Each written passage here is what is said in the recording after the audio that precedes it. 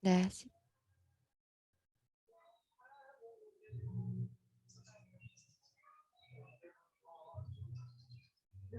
Halo, Halo. suaranya jelas? Jelas? Jelas. Assalamualaikum warahmatullahi wabarakatuh.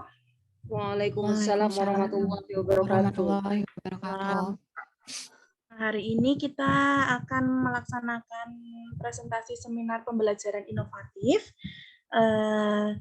yang diampu oleh Ibu Prapti. Nanti untuk setiap peserta melaksanakan presentasi kurang lebih maksimal nanti 10 menit. Kemudian untuk pertanyaan nanti akan di panel seperti itu ya.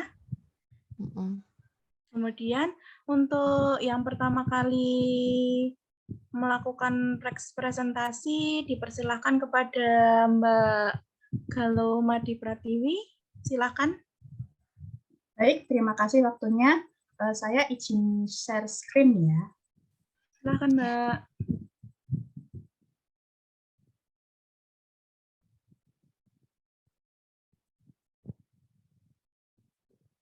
Apakah sudah terlihat?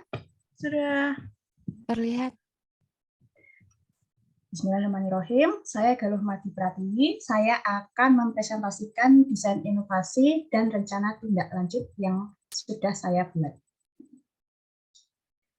Yang pertama, pengalaman yang paling bermakna atau best practice. Pengalaman teori ataupun praktik yang dibangun melalui alur merdeka sehingga dapat mengasah kemampuan berpikir kritis untuk mengeksplorasi, berkolaborasi, mendemonstrasikan, mengkoneksi, serta merealisasikan dalam bentuk aksi nyata. Yang kedua, memahami karakter peserta didik dan mengupayakan pembelajaran yang berpihak kepada peserta didik sesuai dengan karakteristik dan kebutuhan belajarnya. Refleksi bermakna. Penulis memilih PPL karena PPL merupakan implementasi dari beberapa mata kuliah yang sudah penulis tempuh. Misalnya, saat melakukan asesmen awal peserta didik yang bertujuan untuk dapat mengetahui kemampuan dan kebutuhan belajar peserta didik sehingga dapat merancang rencana pembelajaran dan membuat perangkat pembelajaran yang sesuai. Maka penulis harus menempuh mata kuliah prinsip pengajaran dan asesmen, pemahaman peserta didik, pembelajaran sosial emosional, dan lainnya. Kemudian hal-hal bermakna selama melakukan PPL. Yang pertama, melakukan observasi dan asesmen peserta didik, berdiskusi dengan guru kelas atau guru mata pelajaran tentang materi yang akan diajarkan kepada peserta didik. Menyusun rencana pembelajaran yang disesuaikan dengan kemampuan peserta didik dan capaian pembelajaran pada kurikulum yang dipakai oleh sekolah. Membuat modul ajar, melakukan praktek mengajar terbimbing ataupun praktek belajar mandiri. Kemudian mengikuti kegiatan non-mengajar, misalnya menjadi panitia pesantren Ramadan dan mengikuti wajib kunjung museum. Penulis juga mendapatkan pengalaman untuk melaksanakan PTK untuk meningkatkan pemahaman peserta didik terhadap suatu materi. Penulis merasa senang karena hasil belajar peserta didik mengalami peningkatan dan dapat bermanfaat bagi peserta didik. Berikut ini adalah beberapa dokumentasi kegiatan yang penulis lakukan ketika PPL. Pada gambar 1, yaitu kegiatan praktik mengajar terbimbing di kelas 2 SD jurusan Tunarungu. Kemudian pada gambar 2, 3, dan 4, yaitu kegiatan praktik mengajar mandiri di kelas 7 SMP jurusan Tunanetra. Kemudian terdapat contoh RPP yang pernah penulis buat menggunakan pendekatan kontekstual. Desain inovasi. Desain inovasi pembelajaran yang dipilih yaitu merancang perangkat pembelajaran yang diintegrasikan dengan pendekatan kontekstual dengan memperhatikan karakteristik dan kebutuhan belajar peserta didik. Materi yang dipilih oleh penulis merupakan hasil dari diskusi dengan guru kelas dan guru mata pelajaran. Penulis juga menggunakan beberapa pendekatan pembelajaran atau model pembelajaran seperti scientific atau contextual learning. Pada saintifik, peserta didik dapat mengamati, menanya, mengumpulkan informasi, menyimpulkan, serta mengkomunikasikan materi pembelajaran. Sedangkan pada contextual learning, materi yang diajarkan masih relevan dengan kehidupan dan pengalaman yang biasa ditemui oleh peserta didik. Pemilihan media pembelajaran yang akomodatif serta pemanfaatan teknologi cenderung lebih disukai peserta didik karena seperti kuis menggunakan Kahoot, Chrome Apps, ataupun yang lainnya. Hal-hal yang dapat dipetik sebagai pembelajaran bermakna, yaitu 1. Menjadikan pembelajaran menarik, menyenangkan, serta berpihak kepada peserta didik. Yang kedua, menjadikan pembelajaran bermakna dan kontekstual sehingga peserta didik dapat menerapkan ilmu yang telah dipelajari untuk kehidupan sehari-hari. Kemudian, rencana tindak lanjut, yaitu memetakan kebutuhan belajar peserta didik seperti kesiapan belajar, kemampuan, minat, dan gaya belajar. Mengaitkan materi pembelajaran dan kebutuhan belajar peserta didik dengan hal-hal yang dapat bermanfaat untuk kehidupan sehari-hari. Menentukan strategi dan asesmen yang akan digunakan untuk dapat mencapai tujuan pembelajaran. Kemudian menyusun perangkat pembelajaran yang diintegrasikan dengan pendekatan kontekstual. Implementasi rencana tindak lanjut desain inovasi di sekolah tempat penulis melaksanakan PPL tertuang dalam modul ajar. Pembelajaran yang dilakukan menggunakan pendekatan pembelajaran atau model pembelajaran kontekstual. Model pembelajaran ini memfasilitasi peserta didik untuk aktif dalam pembelajaran karena berkaitan dengan pengalaman yang pernah dialami. Selain itu, penggunaan asesmen pembelajaran berbasis teknologi juga menarik peserta didik untuk belajar dan mengukur pemahaman peserta didik tentang pemahaman materi pembelajaran yang diberikan oleh guru. Berikut ini link modul ajar yang penulis buat sebagai implementasi dari rencana tindak lanjut desain inovasi. Sekian presentasi dari saya, terima kasih.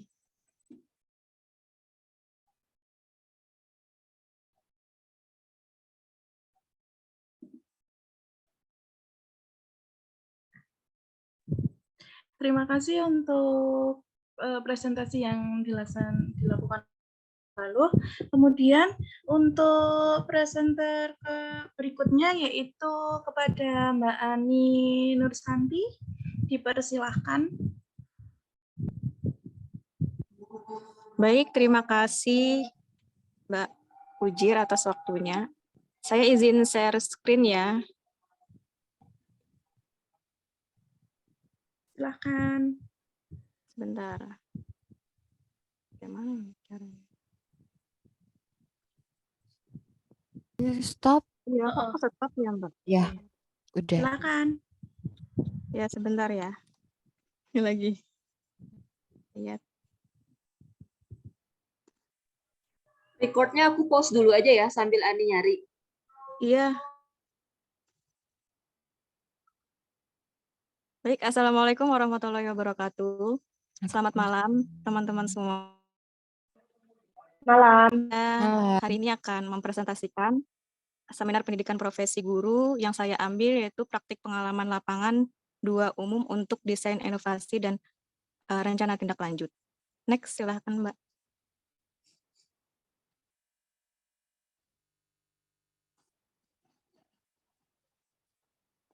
Yang pertama itu ada hasil refleksi pengalaman belajar paling bermakna, desain invensi atau inovasi pembelajaran berdasarkan hasil refleksi, rencana tindak lanjut yang telah disusun. Ya, next.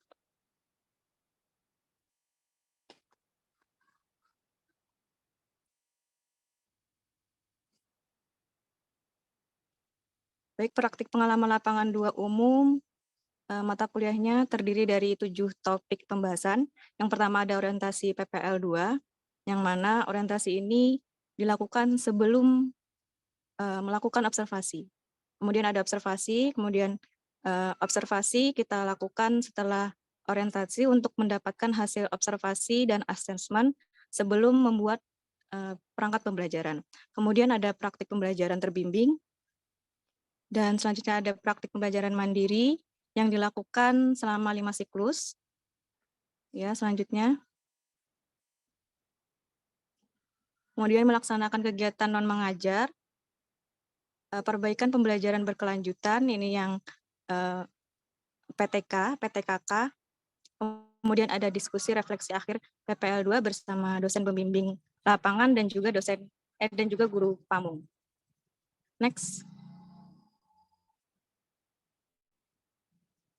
Pengalaman belajar bermakna, pada mata kuliah ini saya belajar banyak hal dalam membuat dan merancang pembelajaran serta menyiapkan perangkat pembelajaran yang efektif berdasarkan hasil asesmen kebutuhan belajar peserta didik yang telah dilakukan.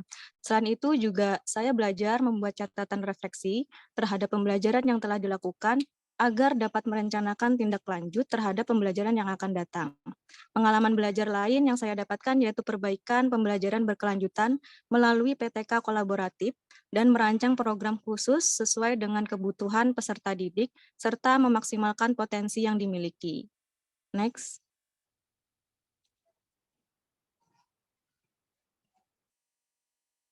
Kemudian pada mata kuliah ini juga saya belajar bagaimana merancang perangkat pembelajaran berbasis pendekatan yang berpusat pada peserta didik. Hal ini merupakan materi yang sangat menarik dan juga saya terapkan dalam kelas di Sekolah Mitra PPL. Ketika menerapkan pembelajaran dengan pendekatan berpusat pada peserta didik, saya mengetahui bahwa dalam kegiatan pembelajaran peserta didik harus terlibat aktif dan langsung. Selain itu, juga pembelajaran harus fungsional, di mana peserta didik dapat mengeneralisasikan pengalaman belajarnya dalam kehidupan sehari-hari.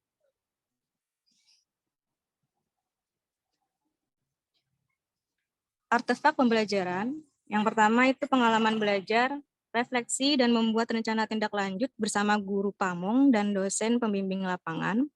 Kemudian ada pengalaman belajar membuat perangkat pembelajaran siklus 1-5, termasuk program khusus dan penelitian tindakan kelas kolaboratif. Kemudian yang selanjutnya ada pengalaman belajar membuat laporan PTKK dalam bentuk artikel publikasi. Next. Desain invensi atau inovasi pembelajaran. Yang pertama, melakukan pembelajaran dengan model PJBL yang berbasis pada kegiatan di rombel tata boga membuat hidangan sederhana. Kemudian yang kedua, mengintegrasikan media pembelajaran seperti media gambar atau membuat media pembelajaran yang inovatif serta memaksimalkan penggunaan teknologi seperti laptop dan video-video pembelajaran yang menarik untuk memotivasi peserta didik. Kemudian yang ketiga, merancang program khusus, mohon maaf Mbak, yang tadi.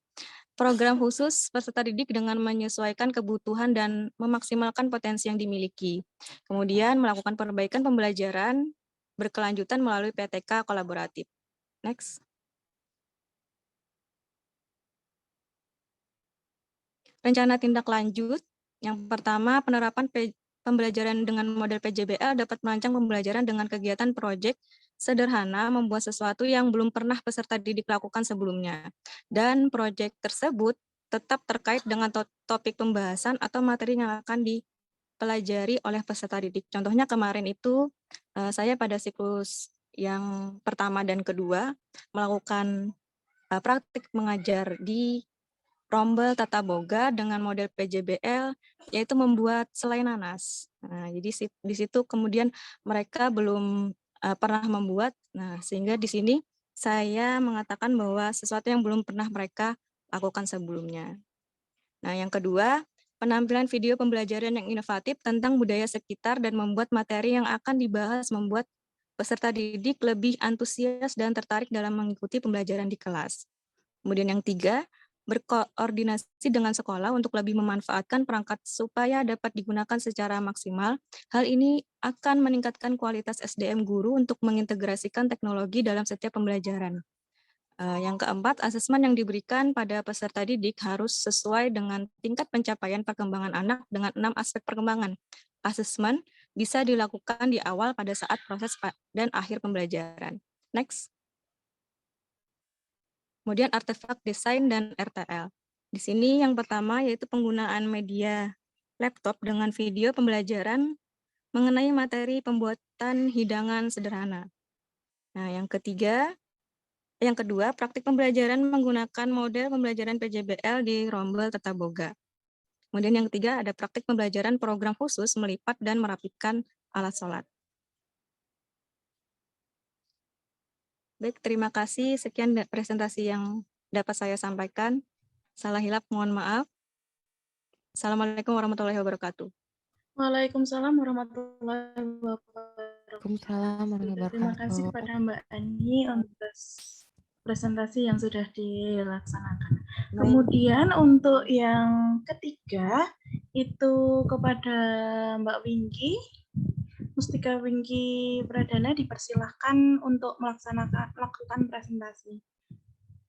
Silahkan Mbak Wingky. Ya, sebentar Mbak.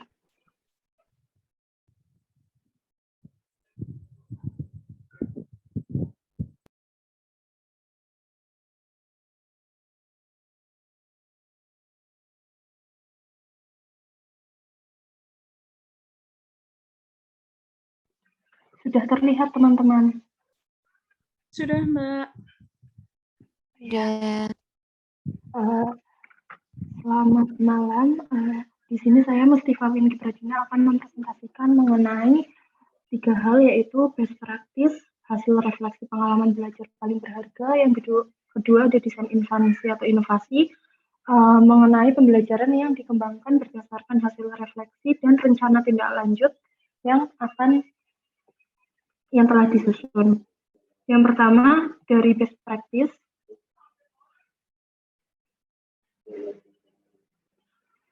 Pada best practice kali ini saya mengambil pengalaman pada saat mata kuliah pendidikan profesi guru prajabatan pada mata kuliah pemahaman tentang peserta didik dan pembelajarannya pada topik 2, yaitu mengenai teori perkembangan kognitif, psikososial, emosional, dan juga sosial konteks. Lalu pada pemahaman dan tentang peserta didik dan pembelajarannya ini, teori yang dipelajari yaitu mengenai teori perkembangan, di mana di dalamnya terdapat penjelasan mengenai pentingnya seorang guru untuk memahami pertumbuhan dan perkembangan setiap peserta didik. Dengan mengetahui hal tersebut, maka seorang guru dapat atau mampu memahami tingkat mana seorang guru harus mengajar peserta didiknya, sehingga mampu tercipta proses pembelajaran yang efektif. Best practice yang saya dapatkan melalui pembelajaran tersebut yaitu yang pertama, memahami pertumbuhan dan perkembangan peserta didik. Dengan memahami hal tersebut, maka akan membantu guru untuk menciptakan proses pembelajaran sesuai dengan fase perkembangan peserta didik.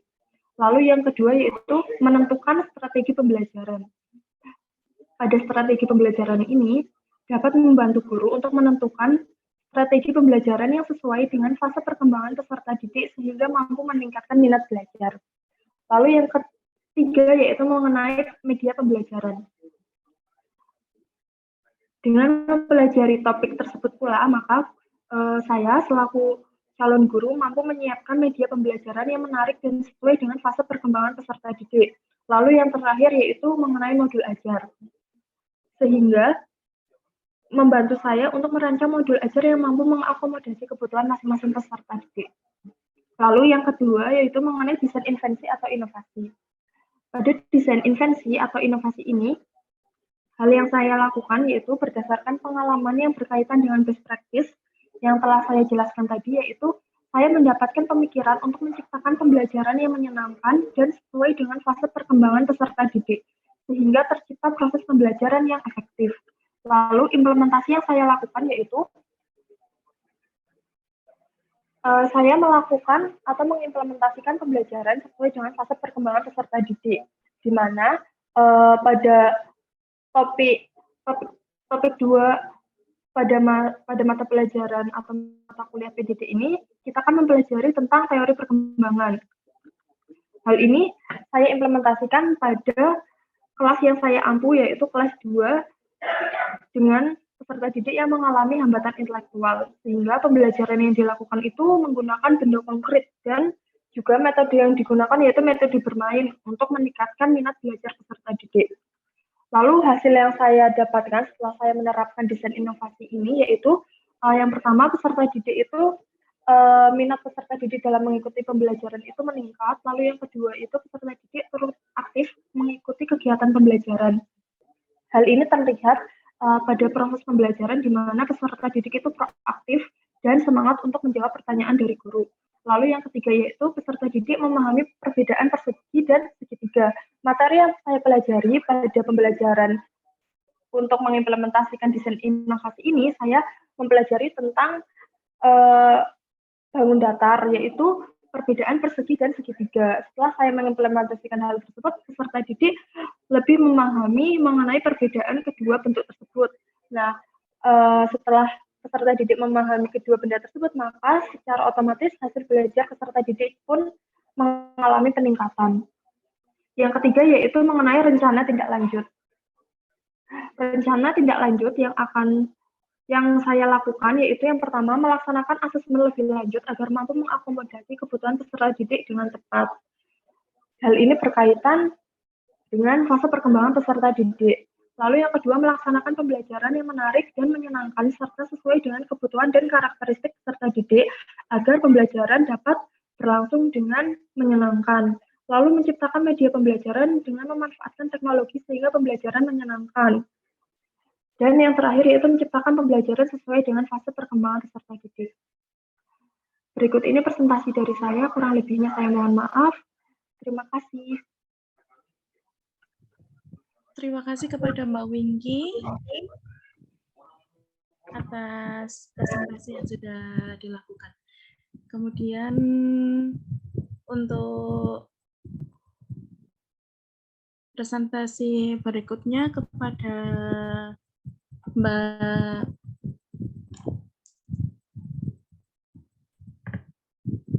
Miftah, dipersilakan.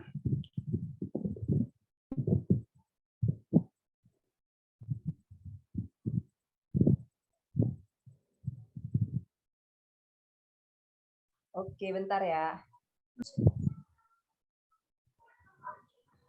Oke, bismillahirrahmanirrahim. Selamat malam. Terima kasih kepada teman-teman atas waktu dan kesempatannya. Kali ini saya akan mempresentasikan hasil desain inovasi dan rencana tindak lanjut yang telah saya susun. Akan ada 3 pembahasan di sini. Yang pertama ialah mengenai pembelajaran bermakna atau best practice. Yang kedua, desain inovasi, dan yang ketiga ialah rencana tindak lanjut dari rencana inovasi tersebut.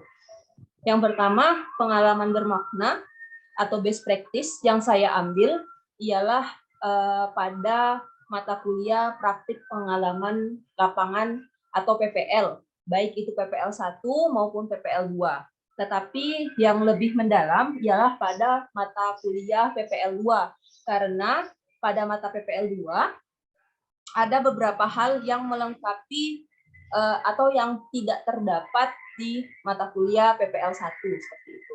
Nah, pembelajaran bermaknanya yang pertama ialah mata kuliah yang sudah saya tempuh selama mengikuti perkuliahan PPG atau program profesi guru, yaitu ada 12 mata kuliah yang dimana semua mata kuliah itu diimplementasikan dalam kegiatan atau dalam praktik pengalaman lapangan, yaitu PPL. Dari mulai melakukan asesmen, pembelajaran asesmen, lalu mengenal peserta didik, pembelajaran sosial emosional, lalu computational thinking, dan lain sebagainya pada PPL 2, itu semuanya dapat saya implementasikan. Atau kalau misalnya kita sebutkan itu ada 12 mata kuliah, kurang lebih 12 mata kuliah. Lalu yang selanjutnya ialah meningkatkan kemampuan diri dalam menyusun modul ajar. Pada PPL 1 tentu pengalaman menyusun modul ajar, RPP, materi pembelajaran, LKPD, dan asesmen itu sudah saya dapatkan. Tetapi pada PPL 2 ini, pengalaman untuk menyusun modul ajar itu lebih diperdalam, dan saya lebih mendapat lebih banyak masukan, saran, insight tentang penyusunan modul ajar. Itu. Lalu yang ketiga, meningkatkan kompetensi diri dalam melakukan pembelajaran yang memerdekakan dan berpihak pada peserta didik. Sesuai dengan filosofi pendidikan yang saya tempuh, mata kuliah yang setelah lalu, yang sudah saya tempuh, bahwa dalam pembelajaran itu berkaitan dengan kodrat alam dan kodrat zaman, di mana proses pembelajaran yang berpihak pada peserta didik itu juga sangat penting seperti itu. Di mana nantinya dalam proses pembelajaran itu peserta didik akan merasa lebih menyenangi pembelajaran tersebut, lebih antusias dalam proses pembelajaran. Dan yang terakhir ialah saya belajar mengenai manajemen sekolah. 8 bidang manajemen sekolah itu saya pelajari. Saya juga ikut terlibat aktif dalam kegiatan-kegiatan non-akademik seperti kegiatan rapat rutin sekolah, kegiatan non-akademik seperti pramuka, atau lain sebagainya. Lalu yang selanjutnya ini merupakan artefak pendukung pembelajaran yang setelah saya lakukan dalam PPL 2. Ini adalah materi ajar yang berbasis teknologi menggunakan flipbook. Nih, lalu yang pada slide ini ialah LKPD dengan permainan menggunakan live worksheet. Lalu yang pada slide ini pembelajaran berupa asesmen dengan bermain menggunakan word wall. Selanjutnya yaitu desain inovasi. Desain inovasi yang saya susun yaitu ada 2. Yang pertama ialah merancang pembelajaran atau modul ajar yang berbasis teknologi dan permainan atau saya sebut dengan gym education. Di mana tadi bahwa saya mendapat pembelajaran pada mata kuliah PPL 2 ini dalam praktiknya pembelajaran menggunakan unsur TIPEC, teknologi, dan juga gym education yang merupakan kodrat alamnya seorang peserta didik, yaitu suka bermain, seperti itu. Dan TIPEC merupakan juga sesuai dengan kodrat zaman ya, karena sekarang semua hal yang kita lakukan itu melibatkan teknologi. Selanjutnya, yaitu pemberian asesmen yang sesuai dengan minat peserta didik. Hal ini semisalnya ya teman-teman, saya memberikan mata pelajaran PPKN gitu, mengenai nilai-nilai Pancasila. Yang saya berikan asesmennya tidak berupa soal, tidak juga berupa soal tanya jawab pilihan ganda, ataupun esai, ataupun isian, tapi saya hanya memberikan narasi terkait dengan nilai-nilai Pancasila. Silahkan kerjakan, buatlah sesuai dengan minatnya kalian. Misal mau membuat video, atau membuat infografis, membuat game, dan sebagainya. Itu saya persilahkan agar peserta didik bisa mengeksplorasi dirinya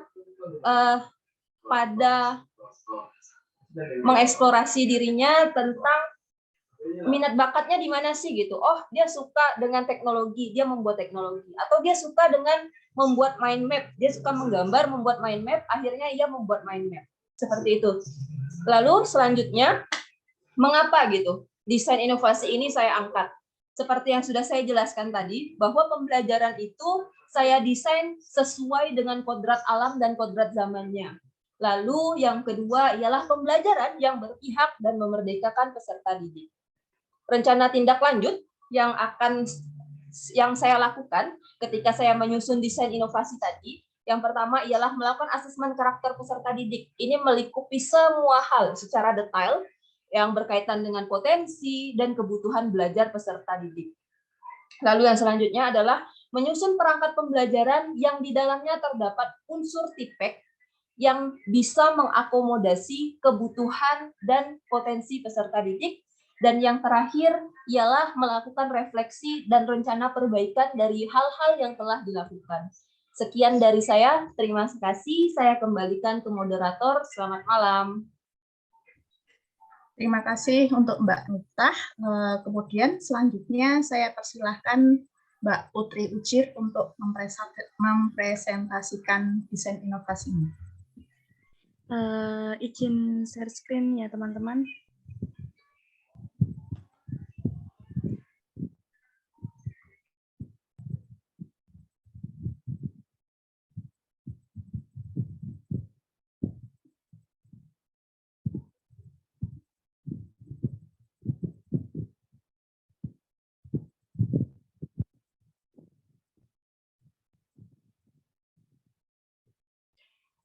Apakah gambarnya sudah terlihat? Sudah, Bu Putri. Sudah, Bu Putri. Assalamualaikum warahmatullahi wabarakatuh. Waalaikumsalam warahmatullahi wabarakatuh. Perkenalkan, saya Nur Izati Putri Ujir akan mempresentasikan hasil seminar yang sudah saya buat sebelumnya, seminar pembelajaran inovatif. Untuk best practice-nya sendiri itu pengalaman yang paling bermakna menurut penulis, yaitu pengalaman pada mata kuliah PPL 2. Mengapa penulis sendiri memilih PPL 2 sebagai pembelajaran yang bermakna? Disebabkan karena PPL 2 ini mengajarkan kita dari mata kuliah semuanya yang sudah kita dapatkan selama semester 2, tidak hanya semester 2 tetapi juga semester 1 juga. Kemudian PPL 2 ini mengajarkan mahasiswa melaksanakan asesmen ulang peserta didik sebelumnya, kemudian menerapkan pembelajaran emosional yang dapat ditemui selama praktik mengajar, dan dalam siklus 3 dan 4 penulis melaksanakan PTKK atau penelitian tindakan kelas kolaboratif bersama guru kelas. Selain itu, perkembangan membuat modul dan media pembelajaran yang semakin baik dari semester sebelumnya. Penggunaan teknologi yang digunakan untuk menyampaikan materi untuk peserta didik, membuat desain pembelajaran, dan juga membuat video pembelajaran yang digunakan sebagai media belajar untuk peserta didik. Dalam proses ini, juga peserta didik menjadi lebih senang dan gembira dalam mengikuti pembelajaran. Kemudian, untuk pembelajaran inovatif sendiri, tujuan pembelajaran inovatif sendiri adalah sebagai bentuk pembelajaran yang digunakan untuk memecahkan permasalahan yang ada di dalam kelas, yang berkaitan dengan bagaimana strategi yang akan digunakan, metode pembelajaran yang digunakan untuk meningkatkan kemampuan keterampilan peserta didik ke arah yang positif. Nah, kemudian untuk penerapannya sendiri, itu pembelajaran inovatif ini sendiri diterapkan ketika melaksanakan kuliah praktik lapangan atau PPL 2, di mana kelas yang sedang saya ampu yaitu kelas 7 tunarungu dengan jumlah peserta didik sebanyak 6 siswa. Nah, untuk pembelajaran inovatif yang saya ambil itu ada berupa media pembelajaran yang disebut dengan Assembler Edu. Assembler Edu sendiri adalah salah satu aplikasi 3D atau 4D terbaik yang mendorong siswa untuk belajar dan memahami apa yang mereka pelajari dengan berkreasi dan membuat sendiri konten AR atau virtual reality. Platform yang sederhana ini menyediakan pengalaman belajar yang interaktif untuk diciptakan proyek kreatif dengan virtual reality. Nah, untuk media pembelajarannya sendiri, pembelajaran yang menurut dilakukan yaitu membuat media pembelajaran menggunakan teknologi di mana media ini bisa nampak seperti 3 dimensi yang di-scan menggunakan barcode. Nah, kemudian ini adalah tampilan yang ada dalam Assembler Edu. Nah, untuk Assembler Edu ini sendiri, ini adalah tampilan utama dari aplikasi tersebut yang ada di depan, ada yang sudah saya tampilkan sebelumnya. Kemudian untuk membuatnya sendiri nanti dapat diklik di sini, di tambahan ini, dan aplikasi ini nanti bisa di-download di App Store di Android gitu.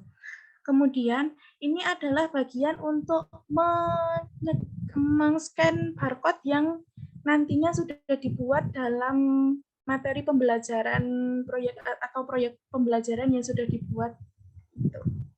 Kemudian, nah ini ada tampilan lain ini untuk kelas yang bisa diakses. Ini ada semua topik. Nah, topik ini bisa diakses kita semua itu dari beberapa konten penulis atau kreator lainnya. Nah, contoh penggunaan aplikasi sendiri ini saya membuat ada latihan soal.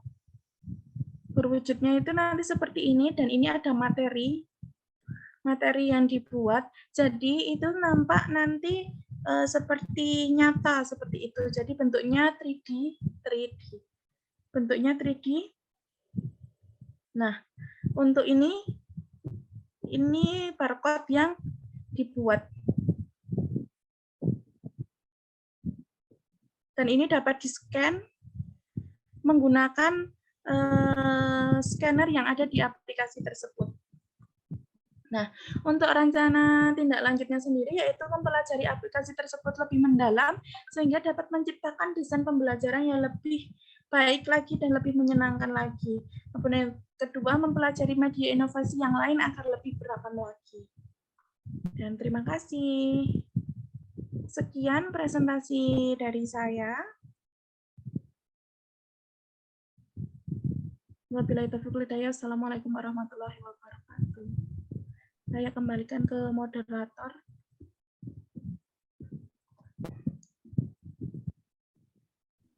Terima kasih untuk Mbak Putri Ujir. Kemudian selanjutnya ada Mbak Trisa Fidi Nugraha. Saya persilahkan. Terima kasih atas kesempatannya. Izin share screen.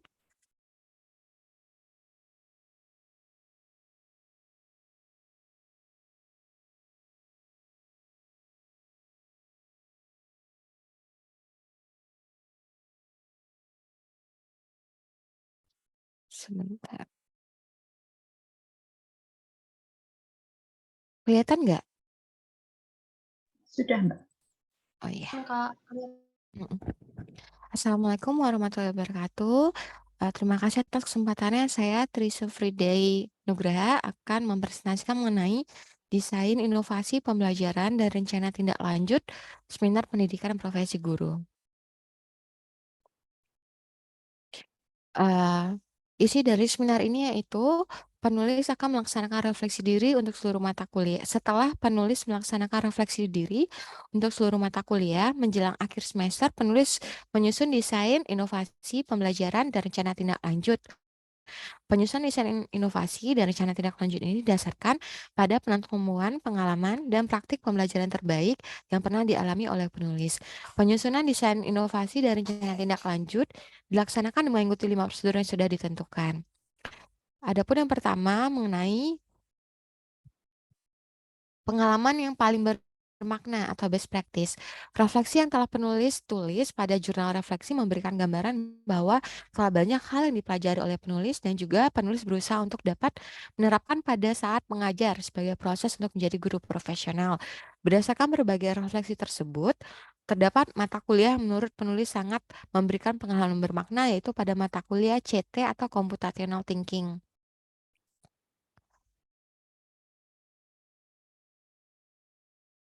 Sebentar. Pada mata kuliah CT terdapat proses berpikir yang diformulasikan untuk kita dalam menghadapi berbagai masalah agar kita menemukan strategi dan solusi yang paling efektif dan efisien serta optimal untuk dikerjakan oleh penulis sebagai calon seorang guru profesional. Pada CT juga dinyatakan sebagai literasi baru abad ke-21 dan di Indonesia sudah mulai diimplementasikan pada kurikulum Merdeka. Namun karena CT adalah hal yang termasuk baru di Indonesia, masih terdapat beberapa kesalahan persepsi dalam CT. Banyak yang menganggap bahwa CT itu adalah ilmu komputer atau identik dengan pemrograman. Dengan mempelajari mata kuliah CT, penulis dapat mengintegrasikan CT dalam mata pelajaran yang akan diampu kelak apabila telah mengajar di sekolah. Pada mata kuliah CT ini, penulis sebagai mahasiswa diberikan beberapa tugas untuk berlatih mengimplementasikan CT dalam penyelesaian persoalan dalam kehidupan sehari-hari, literasi bahasa, sains, dan juga numerasi. Juga persoalan-persoalan lain yang melibatkan analisis data, simulasi, dan modeling. CT juga dapat diimplementasikan dalam proyek STEM dan proyek kreatif lainnya. Hal yang menarik bagi penulis setelah mempelajari mata kuliah CT ini yaitu ternyata penulis menyadari bahwa CT sebenarnya sudah ada di sekitar kita dan itu sebenarnya tidak asing. Pada mata kuliah CT, penulis juga berlatih menyusun modul ajar yang sudah diintegrasikan dengan CT dengan harapan mengintegrasikan CT, penulis dapat menyampaikan materi ajar dengan lebih baik tanpa mengubah esensi materi yang ingin disampaikan pada peserta. Desain, invensi, atau inovasi. Terdapat beberapa hal yang dapat penulis ambil kesimpulan sebagai pelajaran bermakna di mana penulis menerapkan hal yang telah penulis pelajari dalam mata kuliah Computational Thinking, tepatnya pada topik 3, yaitu membahas mengenai CT dalam problem solving. Berdasarkan yang telah penulis pelajari pada topik 3 ini, penulis dapat menerapkan CT dengan menjalankan siklus lengkap problem solving, yaitu 4 fondasi CT, yaitu mulai dari memahami permasalahan, menganalisis, menemukan akar persoalan, menyusun alternatif solusi, lalu memilih solusi terbaik yang tentunya harus efektif, efisien, dan juga optimal. Terus bagaimana cara mengimplementasikan CT? Ada yang disebut dengan dekomposisi, yaitu kita memecahkan suatu masalah yang kompleks menjadi masalah-masalah kecil untuk diselesaikan. Computational thinking sebagai pendekatan pembelajaran dapat disandingkan dengan pendekatan dan metode lain seperti berbasis proyek atau pembelajaran berbasis inquiry. Duduk sini. Duduk sini, nggak apa-apa, duduk sini. Maaf. Iya. Berbasis inquiry atau inquiry based learning dalam pembelajaran sains. Terus dapat kita integrasikan pendekatan pemikiran CT dan pembelajaran membuat penulis menjadi lebih kreatif, di mana sebagai seorang guru dalam meramu pembelajaran agar menjadi lebih bermakna. Keterampilan menerapkan inovasi agar anak didik atau generasi penerus Indonesia berdaya saing di masa mendatang, maka penulis sebagai seorang guru akan berkolaborasi untuk menerapkan pembelajaran CT di sekolah. Lalu bagaimana cara untuk mengimplementasikannya?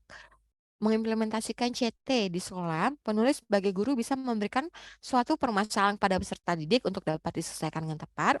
Computational thinking sendiri sandingkannya dengan pendekatan atau metode pembelajaran lainnya seperti project based learning atau inquiry based learning dalam pembelajaran.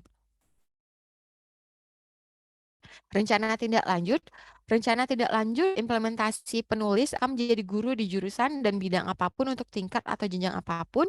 Penulis akan mengajarkan dan mengintegrasikan CT yang sebagai literasi atau cara berpikir abad 21 yang merupakan hal yang sangat penting di era saat ini, di mana siapapun perlu mengintegrasikan CT dan problem solving yang efektif, efisien, dan optimal dalam kehidupan sehari-hari.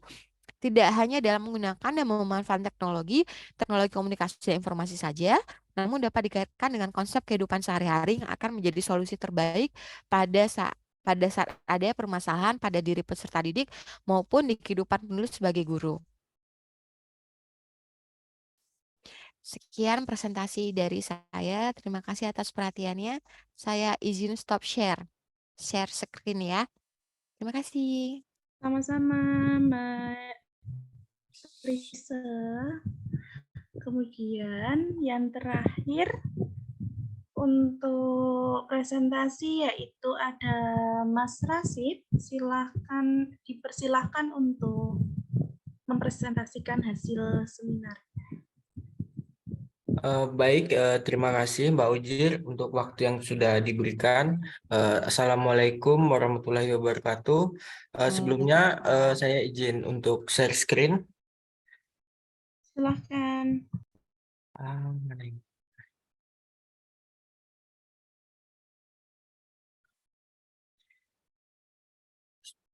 Baik, jadi kali ini saya akan menjelaskan tentang desain invensi atau inovasi pembelajaran dan rencana tindak lanjut yang saya buat. Oke, untuk konten yang akan dibahas pada presentasi saya kali ini yaitu yang pertama itu adalah tentang pembelajaran bermakna, di mana ini menyangkup 12 mata kuliah yang diterima selama mengikuti kegiatan PPG Prajab gelombang 1. Kemudian selanjutnya adalah pengalaman yang paling bermakna atau best practice yang nantinya saya akan gunakan untuk membuat desain invensi atau inovasi pembelajaran. Selanjutnya yang terakhir itu adalah rencana tindak lanjut. Oke, untuk pembelajaran bermakna yang saya ambil selama mengikuti kegiatan PPG dari semester 1 sampai semester 2, itu yang pertama yaitu sebagai guru kita harus bisa merangkul segala perbedaan yang ada pada peserta didik. Kemudian pengembangan diri dalam melaksanakan pembelajaran paradigma baru harus menggunakan pendekatan berdiferensiasi dan berbasis budaya. Kemudian guru harus mampu mengidentifikasi dan mengenal berbagai jenis karakteristik peserta didik. Selanjutnya, sebagai guru, saya harus memiliki kemampuan dalam menyusun modul ajar dan asesmen yang sesuai dengan karakteristik peserta didik. Yang kelima itu, guru harus mampu mengintegrasikan pembelajaran yang inovatif dengan memanfaatkan perkembangan teknologi yang ada pada saat ini. Kemudian sebagai seorang guru, saya harus mampu untuk melakukan manajemen perilaku sosial emosi baik untuk diri sendiri dan juga untuk peserta didik di kelas.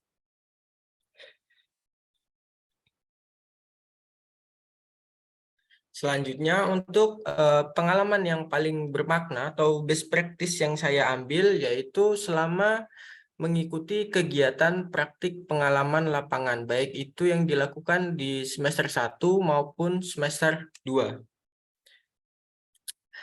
Hal penting yang saya dapatkan dari mata kuliah PPL yang dilaksanakan mulai dari semester 1 hingga semester 2 itu, yang pertama saya dapat memahami bahwa untuk menjadi seorang guru yang profesional, saya harus memiliki kemauan yang keras, komitmen, dan ketulusan dalam menjalankan peran guru di sekolah. Kemudian saya harus bisa mengidentifikasi dan mampu mengenal beragam karakteristik peserta didik, mengembangkan keilmuan dalam menyusun strategi dalam mengajar, serta merancang modul ajar. Kemudian merancang media pembelajaran yang sudah sesuai dengan karakteristik yang dimiliki oleh peserta didik.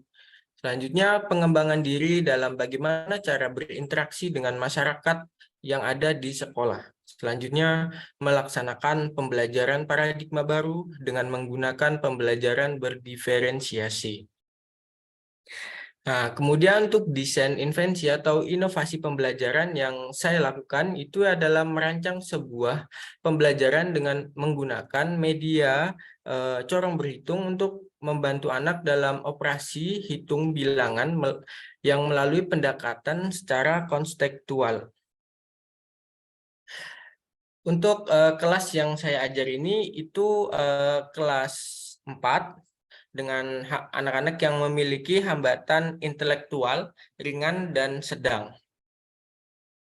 Kemudian untuk rencana tindak lanjutnya, yang pertama itu ialah melakukan observasi untuk mengetahui karakteristik peserta didik, melakukan validasi terhadap perangkat yang sudah dirancang, apakah sudah sesuai dengan kebutuhan anak dan konteks dari inti materi yang akan diajarkan, kemudian melaksanakan atau menerapkan perangkat ajar yang sudah dirancang, melakukan evaluasi terhadap pelaksanaan pembelajaran yang sudah diberikan, dan yang terakhir yaitu melakukan refleksi dan merencanakan perbaikan terhadap proses pembelajaran. Sekian pemaparan presentasi yang saya sampaikan. Saya kembalikan kepada Mbak Ujir selaku moderator. Sekian, terima kasih banyak. Assalamualaikum warahmatullahi wabarakatuh. Waalaikumsalam warahmatullahi wabarakatuh. Kemudian untuk sesi berikutnya yaitu ada sesi tanya jawab. Nanti untuk setiap peserta mohon untuk bertanya. Terus kemudian nanti akan langsung dijawab seperti itu ya. Yang ingin bertanya dipersilakan. Oh ya, Saya Trisa Frida Nugraha mau bertanya kepada Mbak Miftah Maziah. Apa yang melatar belakangi desain inovasi yang Mbak Miftah pilih seperti itu? Terima kasih. Mbak Miftah, silakan dijawab. Oke, izin menjawab ya. Terima kasih kepada Mbak Trisa atas pertanyaannya. Yang melatar belakangi saya untuk melibatkan TIPEK dan yaitu pembelajaran berbasis teknologi berupa permainan, salah satunya yaitu mengenai tadi melibatkan kodrat zaman dan kodrat alam peserta didik. Kodrat zaman yaitu di era sekarang ya, gitu. Semua hal itu berkaitan dengan teknologi. Semua hal berkaitan dengan teknologi. Apabila teknologi itu tidak kita terapkan di dalam pembelajaran atau tidak kita implementasikan dalam pembelajaran, maka bisa jadi peserta didik akan tertinggal oleh perkembangan zaman, atau peserta didik akan mengalami cultural shock mungkin ya, kaget dengan teknologi yang terus berkembang seperti itu. Jadi dalam pembelajaran saya memberikan peserta didik untuk melakukan searching materi sendiri. Sudah saya libatkan gitu, sudah saya buatkan flipbook seperti itu, tapi saya minta peserta didik untuk mencarinya sendiri. Terus LKPD dalam bentuk permainan atau asesmen dalam bentuk permainan itu melibatkan kodrat kodrat alamnya peserta didik, di mana peserta didik itu lebih senang bermain.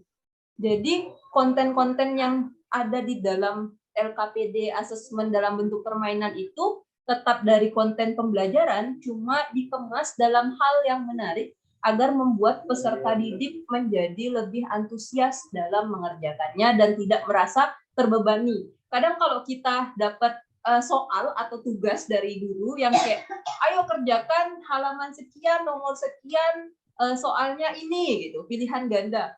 Di dalam benak kita tuh kan udah kayak, aduh soal lagi gitu, males gitu kan. Nah tapi ketika kita buatkan dalam bentuk permainan, peserta didik justru akan lebih tertantang dan justru tertarik seperti itu. Mungkin itu Mbak Bu Putri selaku moderator, apakah ada feedback dari Bu Trisa? Terima kasih. Terima kasih Mbak Miftah, jawabannya sudah oke. Oke. Dari Mbak Trisa juga sudah oke. Kemudian ada yang mau bertanya lagi, dipersilakan. Mbak Ujir, boleh saya bertanya? Boleh silakan. Oke, jadi saya ingin bertanya untuk Mbak Ani. Baik, Pak. Untuk Mbak Ani, pertanyaannya, apakah ada desain inovasi lain yang Anda buat selain yang sudah dipaparkan tadi? Sekian, mungkin Mbak Ani. Baik, Mas Rasid, terima kasih pertanyaannya. Saya langsung jawab ya.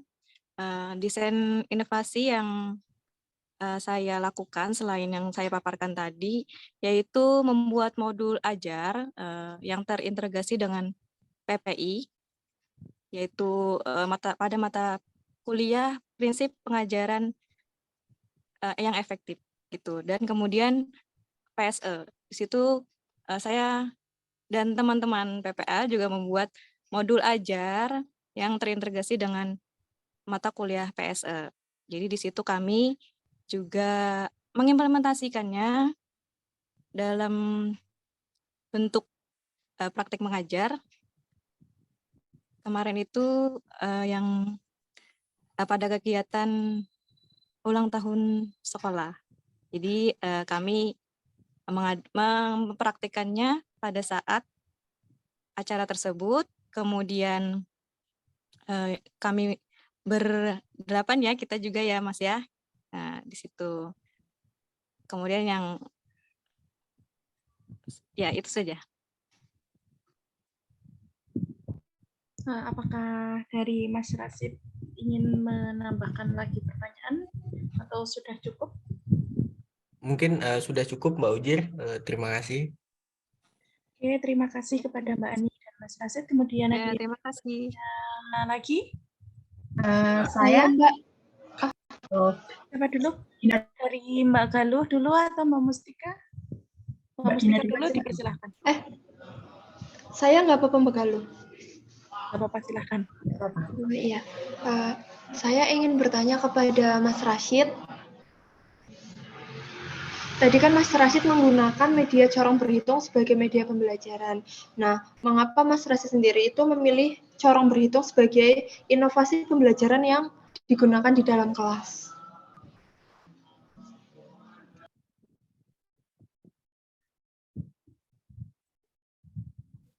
Oh ya baik, terima kasih untuk pertanyaannya Mbak Dina.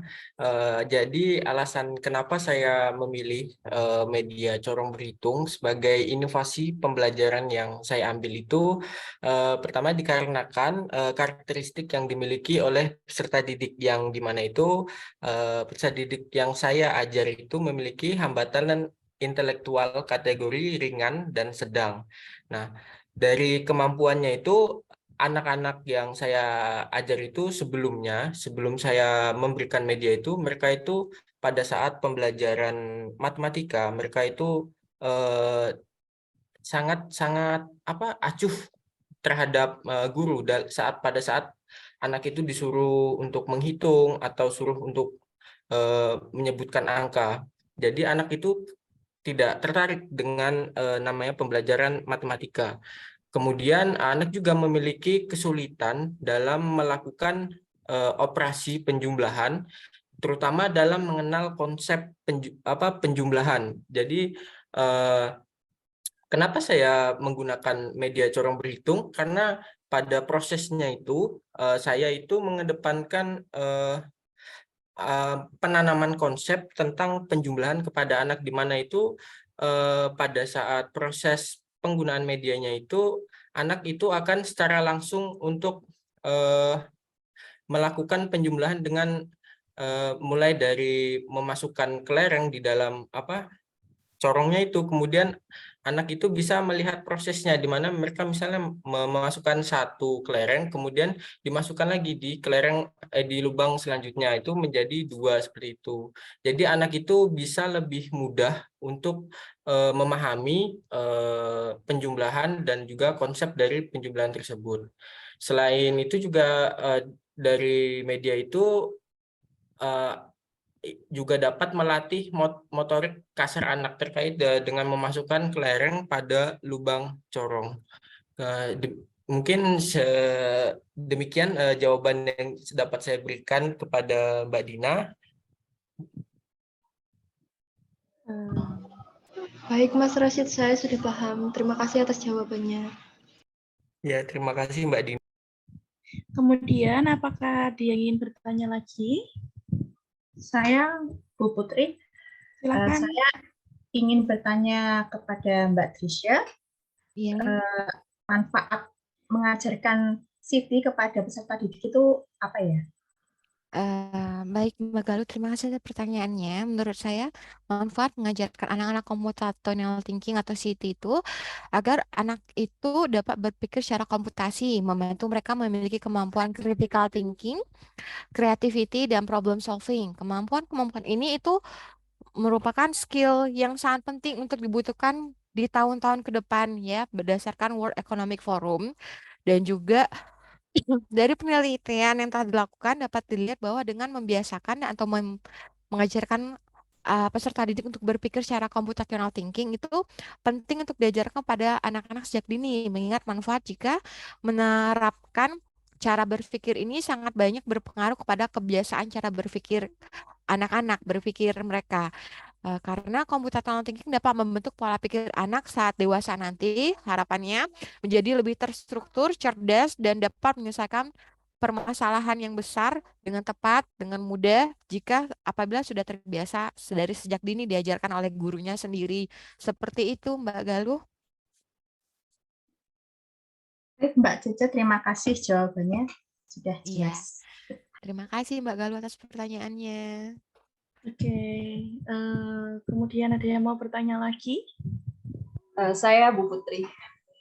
Silahkan. Saya mau bertanya ke Bu Putri terkait presentasinya tadi ya. Sebelumnya mungkin apresiasi dulu karena presentasinya udah bagus, terus juga saya baru dengar terkait apa tadi assembler apa namanya? Assembler Edu. Itulah ya. Assembler Edu. Pertanyaan yang ingin saya tanyakan itu berkaitan dengan apakah dalam penggunaan media pembelajaran Assembler Edu itu apa aja kekurangan dan kelebihan dari media tersebut. Nah, izinkan saya menjawab pertanyaan dari Mbak Miftah terkait kelebihan dan kekurangan dari aplikasi tersebut atau aplikasi Assembler Edu. Jadi aplikasi Assembler Edu sendiri ini itu aplikasi yang bisa digunakan untuk membuat media pembelajaran 3D atau 4D seperti itu. Kemudian untuk kelebihannya sendiri dari aplikasi tersebut atau media pembelajaran yang dibuat dari aplikasi tersebut itu anak-anak itu jadi bisa tahu gitu bentuk nyata tapi melalui VR ya, seperti itu, seperti seperti pada kenyataannya seperti itu.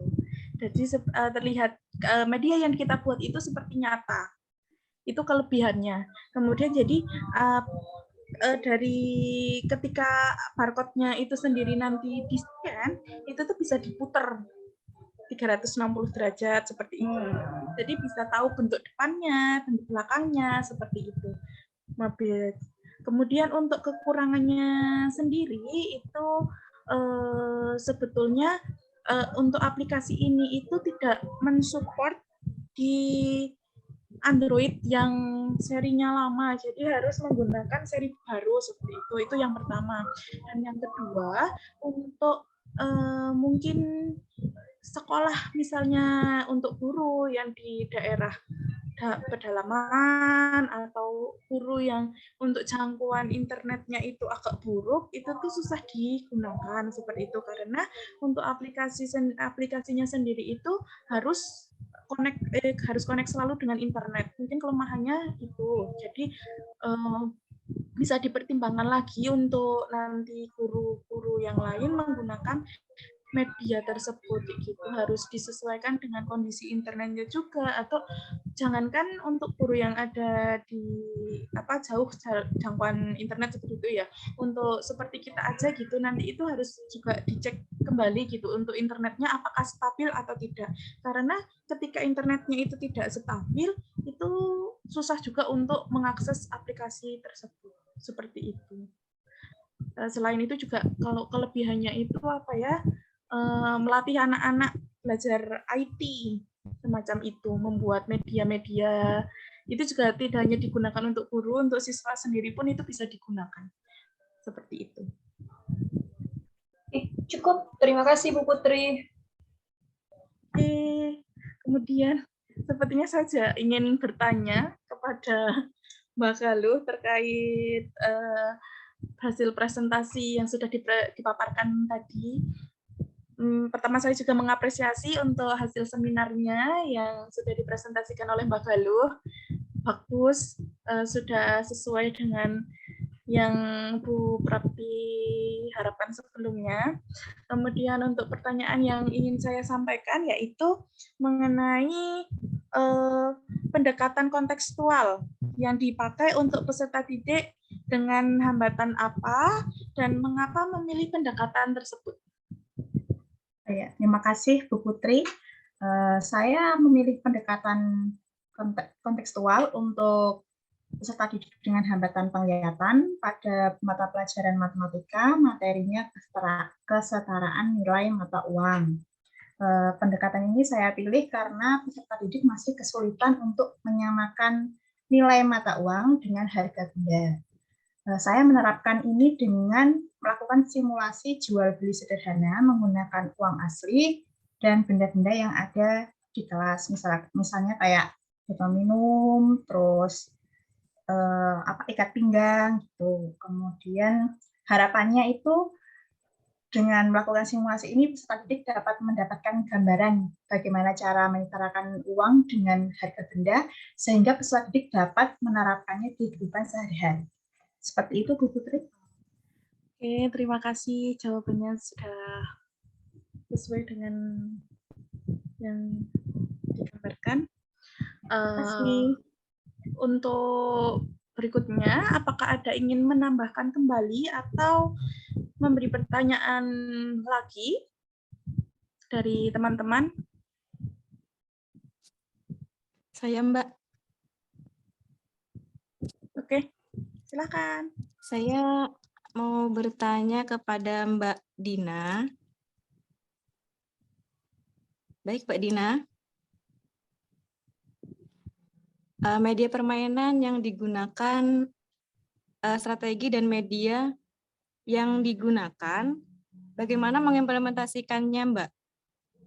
Itu. Baik, Mbak Dina, silakan dijawab pertanyaan saya. Mengimplementasikan desain inovasi yang saya rancang. Terima kasih Mbak Ani. Cara saya mengimplementasikan desain inovasi yang telah saya rancang, yaitu dengan melakukan atau menyiapkan sistem pembelajaran sesuai dengan fase perkembangan peserta didik. Karena peserta didik yang saya ampu ini berada di kelas 2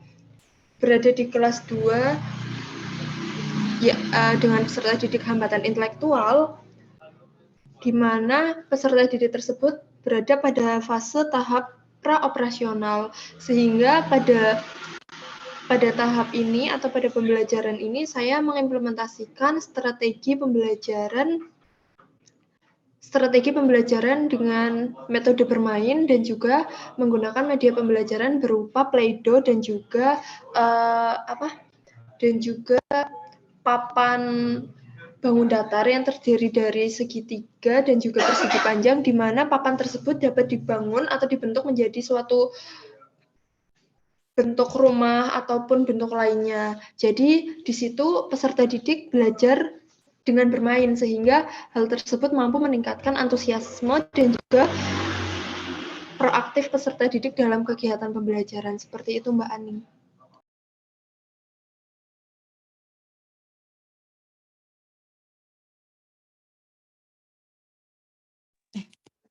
Baik, terima kasih Mbak Dina atas jawabannya.